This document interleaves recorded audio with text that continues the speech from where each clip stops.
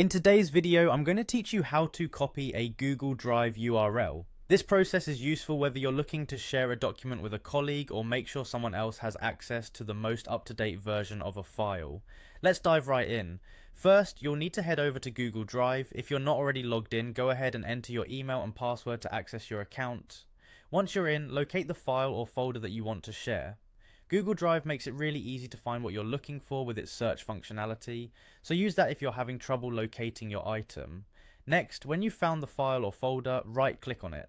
This action will bring up a context menu with several options. From this menu, you'll want to select the option that says Share. This is where Google Drive really shines in terms of collaboration. Now you should see a pop-up screen. This is the sharing settings interface where you can determine how you want to share your file and with whom. An important step here is adjusting any necessary permissions. For instance, if you're looking to broadly share your document, you might want to set it to anyone with the link can view.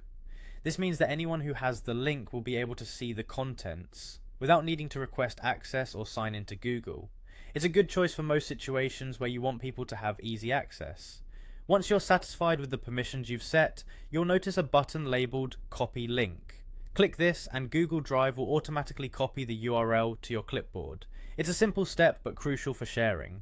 Finally, all that's left to do is paste the link wherever you need.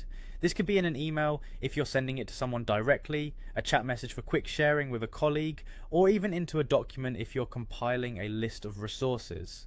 Just go to the desired location, right-click and choose Paste, or use the keyboard shortcut Ctrl+V on Windows or Command+V on Mac to insert the link seamlessly. And there you have it, you've successfully copied a Google Drive URL and are ready to share your files with whoever needs them. Remember, sharing is all about making collaboration easier and more effective, so feel free to use this process as often as possible. Thanks for watching and be sure to check out our other tutorials for more helpful tips and tricks.